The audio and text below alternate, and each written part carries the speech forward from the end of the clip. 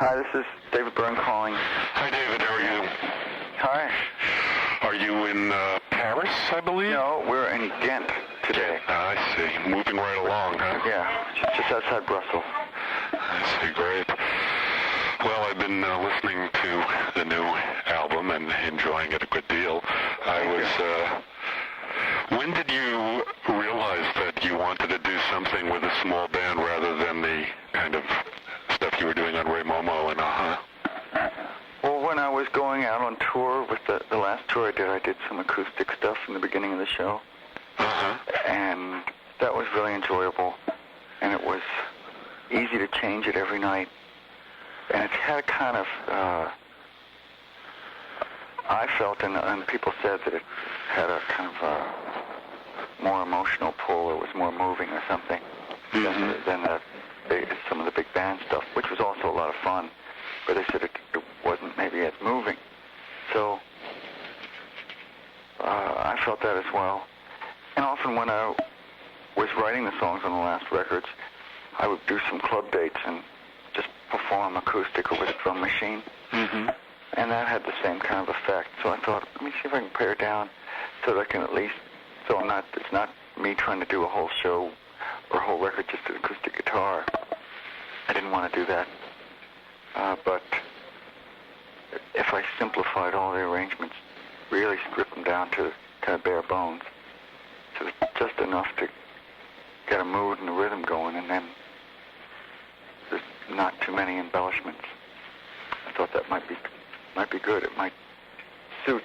I felt that I wanted to write kind of whatever more direct kind of material. So the process of writing the songs is something that starts independently of any conception of how you might orchestrate and arrange them? Yeah, pretty much. Although I think I had a pretty good sense that it was going to be a small group doing this, recording this stuff. Did you have any feeling? I know that when you came out and after Talking Heads with doing something which incorporated so much Latin sounds, there was, I guess you'd call it a divisive reaction. Some people were very enthusiastic, and then there were a lot of people who seemed to react very negatively toward what you were doing. Did that kind of divided reaction affect you in any way whatsoever? It may have, but not that I'm aware of.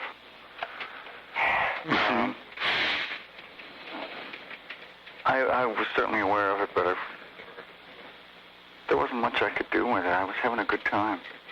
Well, it was a great band that you put together. Yeah, it was a lot of fun. We had a lot of fun on the road, and a lot of fun making a record. There is a certain sense you get from this album with it being titled just with your name, and the fact that it does represent a switch from what preceded it, that there's maybe a sort of new beginning going on here. Is there any of that feeling for you? Yeah, I kind of felt that. I guess that's why it's self-titled. It just has my name on it. It feels that way. And the way we went about recording it was very much the way a band records their first record sometimes, except we'd all had a little bit more experience. But we did club dates and performed the songs over and over a bit, so that the stuff kind of got broken in front of an audience, and so that it felt kind of lived in, rather than created in the studio. The studio was we were recording songs that had already been in existence, arrangements that, and the band was all familiar with it. We could just play the stuff down in the studio. Did you find the musicians before you decided on who was going to produce the album with you? It was kind of around the same time. It was kind of happening sort of around the same time. So where do you find the musicians? Is it people that you're aware of personally, or do you look for recommendations? I looked for recommendations. I didn't know anybody. I knew a few people. I had some ideas, but the people in the band, I didn't know any of them beforehand. They're not kind of out of the downtown rock scene or anything like that.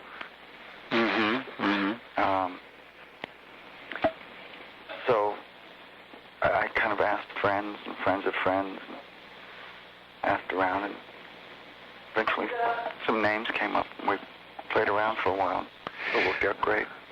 Is there some kind of quality that, I mean, there's so many great musicians out there in the world. If you're, let's say looking for a drummer, do you say, I'm looking for someone who can do X, or is it more just like I'm looking for someone who's going to be,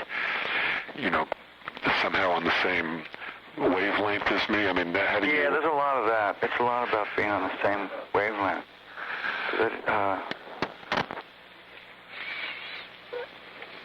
People really have to enjoy what they're doing and not feel like they're just playing, something that's being forced on them. And we do we still play kind of a wide variety of grooves and styles and feels. So everybody kind of had to be able to accommodate that without too much trouble.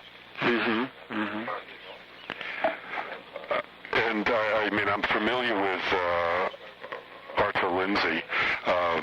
Was he someone who's, and Susan Rogers I'm less familiar with, but how did you decide to work with these two particular people? Arthur I'd known for years, since he played in the no-wave band DNA at CBGB's, like in the, it's been early 80s or something. And more recently I knew his production on some of my favorite Brazilian records. Right, yeah, he's been doing a lot of that lately. Yeah. And Susan, she had just done a record for Luaka Bop by a group called Gegita. That I liked her other work too, but that was when I had contact with her. I talked to her on the phone as that project was evolving. And I don't know, I liked the way she would talk about what she was doing. And I thought, gee, why not? Is there any kind of dynamic that goes on when you have three people working in the role of producer? Yeah, there's obviously a kind of dynamic that needs to get worked out. And sometimes there'd be these pauses for, everyone waiting to see who would talk first. And occasionally there were some disagreements, but nothing too bad. You mentioned before when you were trying out these songs the feeling that these were more emotionally direct and you were looking for a presentation for that. Did you have a feeling, was in getting that kind of emotionality in there something that you were interested in because you felt that maybe this was something that you had neglected to do in your previous songs? It's in some of my previous songs, but not a whole lot of them. Usually there's maybe one or two on a record that were kind of more like that. I really just thought of it, I think, because that's the kind of music I was listening to. Anything in particular? No, kind of a wide range of stuff. Kind of all over the place, yeah.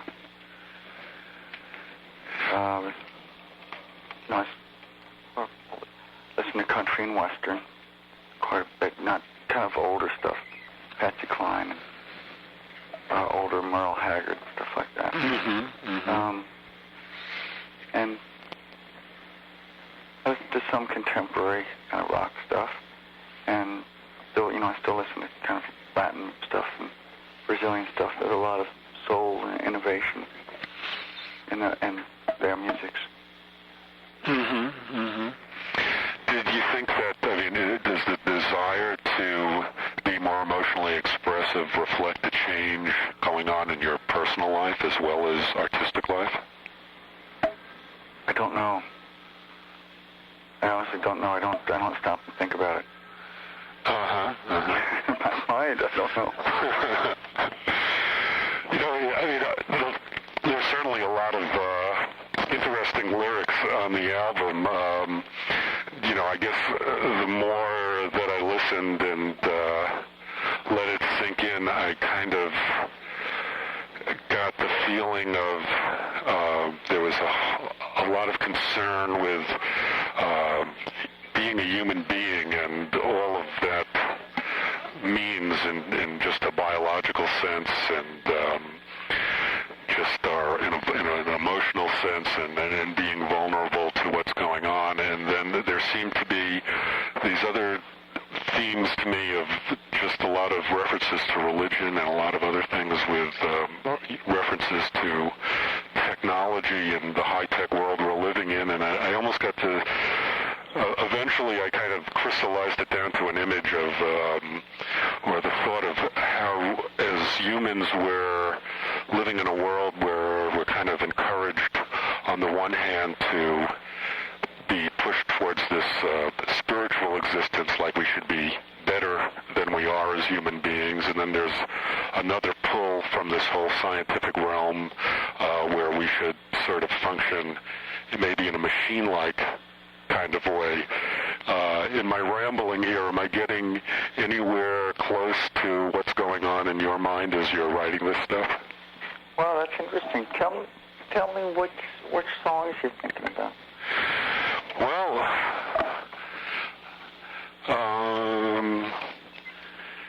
I'm thinking of a lot of them. I don't, but I think there is a number of them where there's like a tension between kind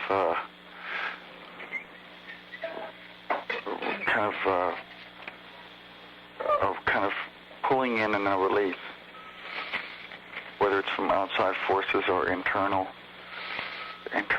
kind of restrictions or tensions and then release or whatever. I think there's that kind of feeling. There's that kind of pull.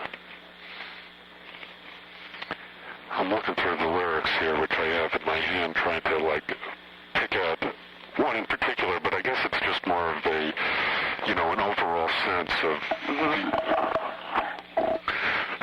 But it does. Do you have a particular interest in religion, or is it just something that turns out to be effective imagery as a songwriter? I guess I'm interested. I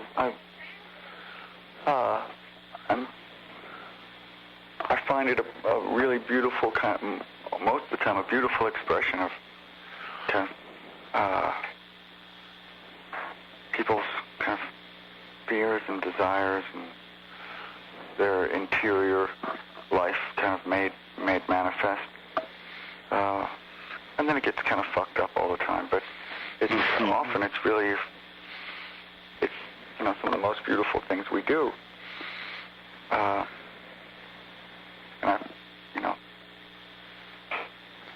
find that endlessly fascinating,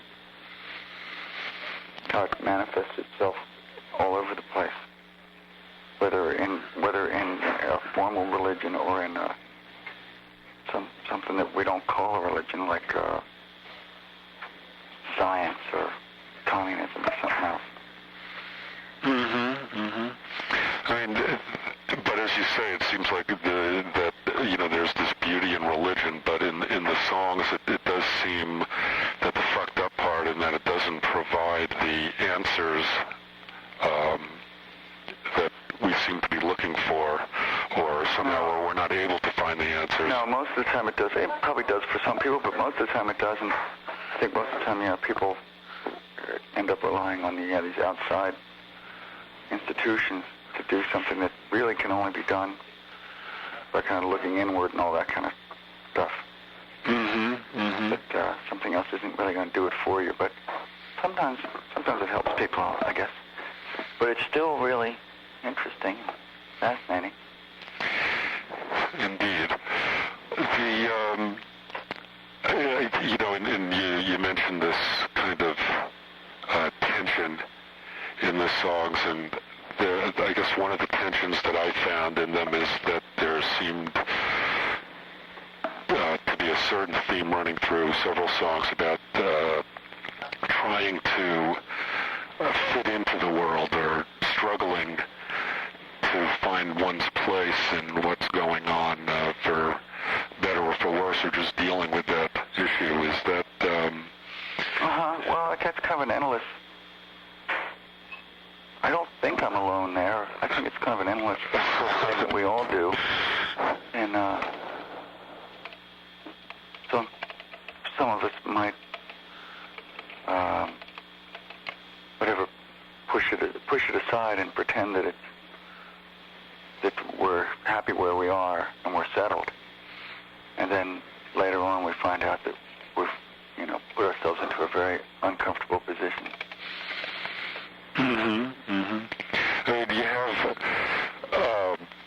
over the years, and all of the stuff that's been written about you, there's a lot of terms that people might take in a kind of pejorative sense, and that, you're described as being a nerd or a dork or something like that. Just kind of, I guess... Flattery will get them nowhere. That what? Flattery will get them nowhere.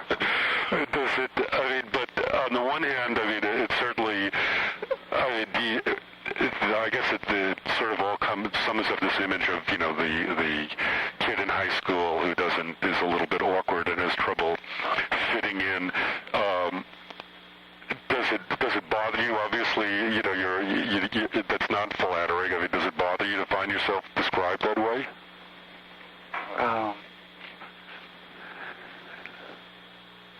Yeah. Is it a misunderstanding? Were you not the odd man out when you were a kid? Well, I was not on the football team.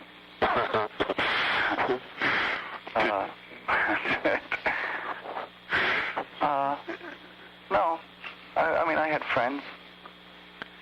I wasn't, but I wasn't, part of the football team and that kind of thing. Was it a struggle for you to fit in when you were younger, or didn't you want to? Was it not something that you... I don't think so.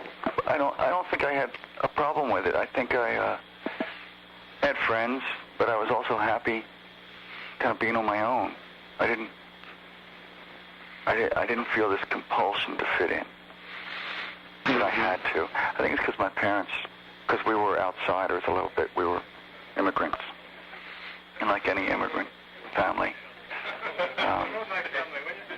we kind of wanted to keep some of our own identity.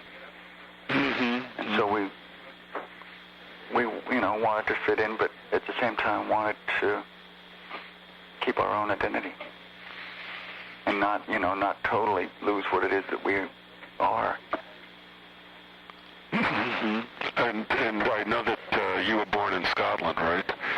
And then did you move to, was it Canada that the family originally... Canada first and then Baltimore, yes. So how old were you when you got to Baltimore? I was quite young. I was in second grade. So you were almost like a double foreigner, kind of Scotch-Canadian.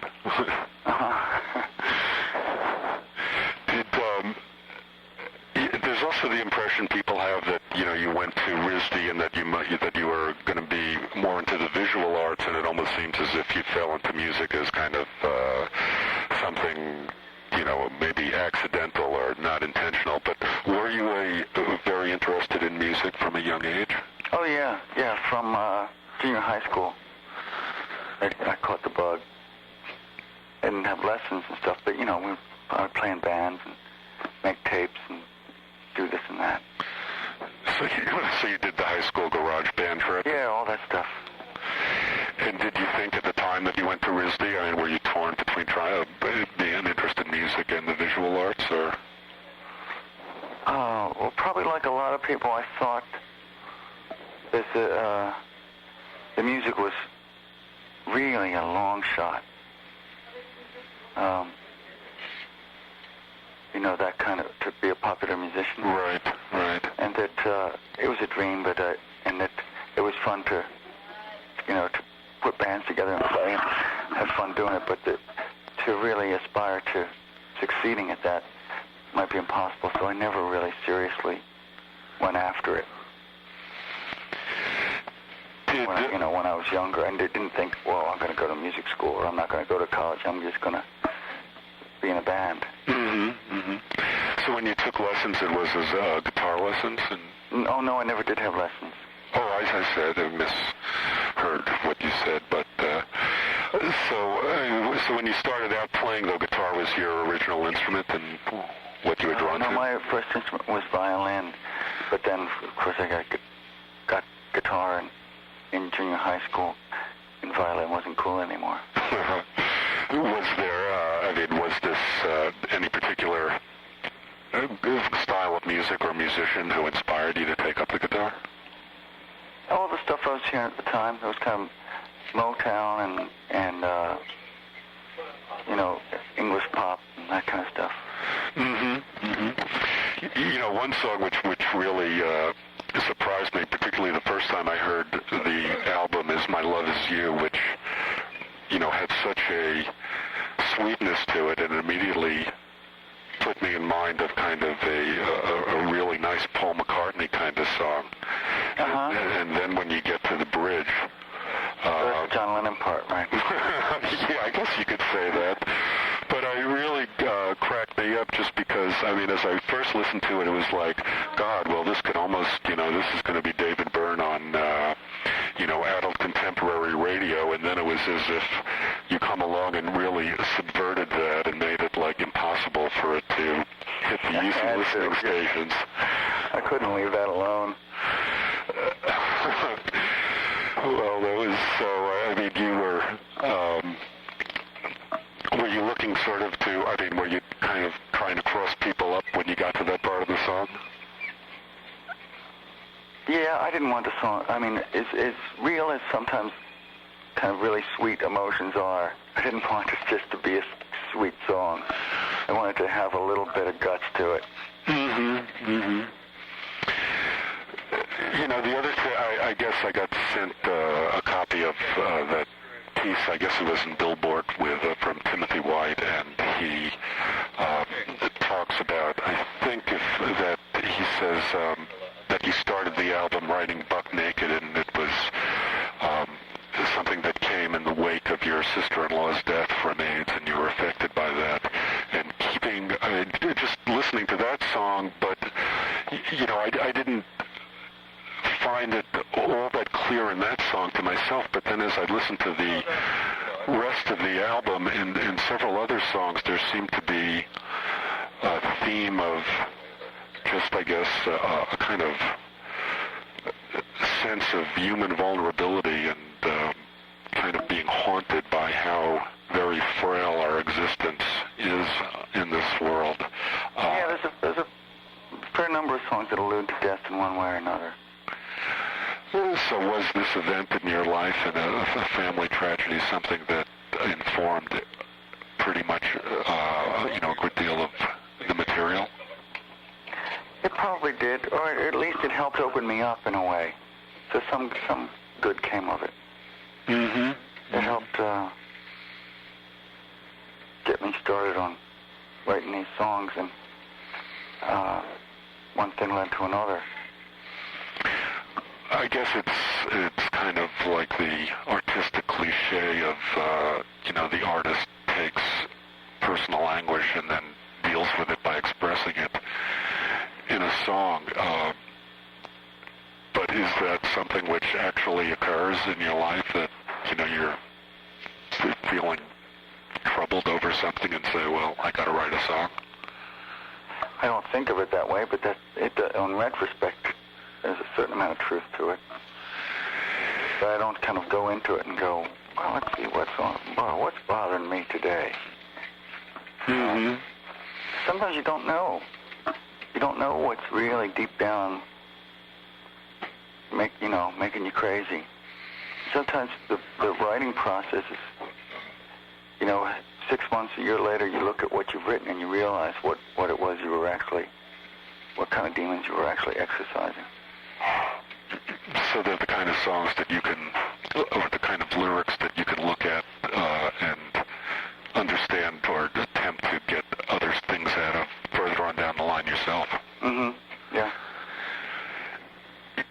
In the stark setting of the music and the fact that everything is so exposed, one of the things I really enjoy on the album is your guitar playing. Do you think that, were you looking for an opportunity to show just what you could do as a guitar player here? I realized that it hadn't been heard much in the last couple of records, not too much. So, yeah, I thought it would be fun to play a little bit more.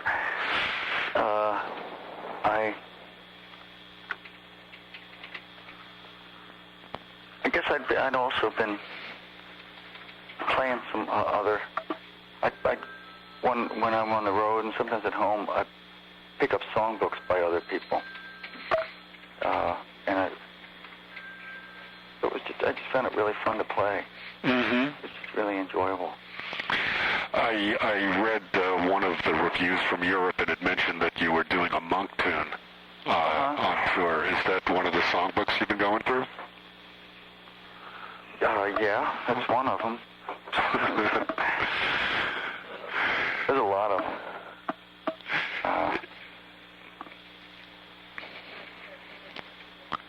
Well, monk isn't your everyday songbook, though. No. Most of them are more kind of standard. Some of them really are standards, where I'm trying to learn how those songs are written. Mm-hmm. You mean like the Great American Songbook kind of stuff? Yeah, those kind of things. But I don't think I'm in any danger of doing a record of standards. Okay. I know on this particular tour, certainly the place you're going to be playing in Boston is a relatively modest-sized theater. Was that your choice that you go and, you say, book me into smaller houses, I don't want to do the big places, or is this something which comes from the business side and they say, Dave, you're only going to sell these many tickets, this is where we want you to be? No, I wanted to underplay in a way and play more intimate places so people could hear what we were doing. Some of the songs are noisy, but not all of them are. Mm-hmm. I wanted people to be able to hear, what the songs are about, and what's being said, and how the group plays together. Mm-hmm. Mm-hmm. I thought those kind of venues would be more appropriate for that. I get the feeling, because I think most people are going to be unfamiliar with the stuff, and we're also doing stuff that we, learned, but we didn't commit to record. Right, I see. We're doing a lot of new stuff. I get the feeling that since the breakup of the Talking Heads that, you're happy to avoid returning to that rock stardom trip that you had reached with the Talking Heads. We were on the verge of playing arenas, mm-hmm. and I never wanted to play those. We did a couple of stadiums with other bands, like as a support act for the Police or something like that. Mm-hmm. And I really never enjoyed it. So I thought, I got to do something so that doesn't happen. Well, good for you. I don't enjoy these concerts either anymore. I try my darndest not to go to any of these, I guess just smaller is better, I think, when it comes to music. I guess I haven't been to them, but I can imagine that some of them are just fun as a spectacle. Exactly. Music is just the background, kind of the soundtrack mm-hmm. to the fireworks display or whatever. But if it's some music that you want, then a different place is better. I think you put your finger on it exactly. It's, it's like people go and they attend an event rather than have a musical experience. Yeah, and that's fine, but the two are really separate. Mm-hmm. Mm-hmm. I know that you've got some new albums on Luaka Bop that I've just received in the past couple of days or a couple of weeks. We're real happy with the Guitar record. Mm-hmm. I think our first record of new stuff in English, kind of, aside from my own record. It's kind of a big step for us. And the Certichikina record we really like too. It took a long time to put that together because some of the stuff was on a whole bunch of different little labels in Japan, and we had to kind of find where the tapes were. Yeah. It took a while. Yeah, well, I'm really glad you put that out, because I've been hearing about Okinawan pop for a long time and never had a chance to hear it before. They were apparently really influential in Japanese music, although they're not really Japanese, but they were kind of among the first at the time to blend kind of Western rock or reggae or whatever, other things, with kind of traditional Eastern instruments. And they led the way for a lot of other people to do that. So they were kind of a big catalyst for a lot of other musicians over there. Well, I've been glad to see that the label has really stayed active and keeps on putting out a lot of stuff. And I mean, it sounds as if you're directly involved in everything that's going on. It's a lot of fun. It's really a gas to do that. What other projects do you have in the fire? There's a new Zap Mama record. That's right. Which I gather has gotten some airplay on some stations already, so that's really nice. Yeah, I think they're going to be they're coming up here, I guess, in July, and there seems to be a good deal of interest in them already. We also have a couple of, what you call it, Afro-Portuguese projects from the groups that either record or sell their records out of Lisbon and that area, but the influences come from all the Portuguese former colonies like Cape Verde and Angola and all those places. So there's all these different influences mixing together. And it's some pretty nice stuff and some pretty kind of just out stuff that's kind of surprising to hear. Yeah, we have a really, in the eastern Massachusetts, I guess, is the biggest Cape Verdean community outside of Cape Verde, and Azorian as well, actually. That's wild. And so, and it's just starting. There's two brothers, the Mendes brothers, who apparently are big stars in the Azores. But they're just starting to, and they started their own record label up here and are starting to put some of that out and, are an act themselves. Wow. And they have and they're starting to play around here for the first time as well. So it's, beyond just the Portuguese-speaking enclaves that we have here. So there's a little bit of action already on that front around here. Wow. And then yesterday I was reading, actually, let me see, I got it here. In the Village Voice last week, they had a story about Cesaria Evora. Have you heard of her? Yeah, she's an older woman who has kind of a beautiful, kind of croaky voice. Yeah, it sounded great from this particular story. Yeah. I clipped it out and I said, I got to go try to hunt some of this down. Yeah, she's pretty good. Do you have any other, are you doing anything else in film or video? I did a couple of videos for this record, but that's about it at the moment. And there was a concert film that I did about a year ago of our show. That's right. I think just came out on video. I did it with I co-directed it with a guy named David Wilde. He's a Rolling Stone guy? Nope, not the same guy. He's same name, but this guy is a guy who I'd worked with as an editor, but has since graduated to direct a lot of kind of innovative commercials in the Northwest. So I know that, when I was talking to Marilyn Laverty, I asked and I said, geez, is this going to be, because you're playing small theaters, is this going to be like a sort of warm-up tour and then you're going to go out and play bigger places? And she said, no, that's not the idea at all. This is it. Do you have something, being that this tour is relatively brief, do you have something that you're you're anticipating doing, in the fall, a new project you're turning to? We're still touring, but we're trying to tour more countries because it's a smaller group. We're hoping to tour more countries that we haven't been to before. So we're doing more dates in Turkey, more dates in Eastern Europe,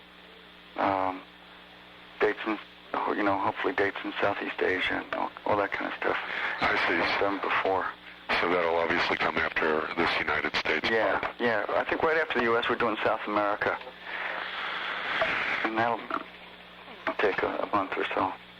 Sounds like fun. Yeah. Well, listen, thanks a lot for taking the time to talk to me today. I really appreciate it. And we're looking to, I guess it's Sunday you're going to be back here already. That's right. Yeah. Quick.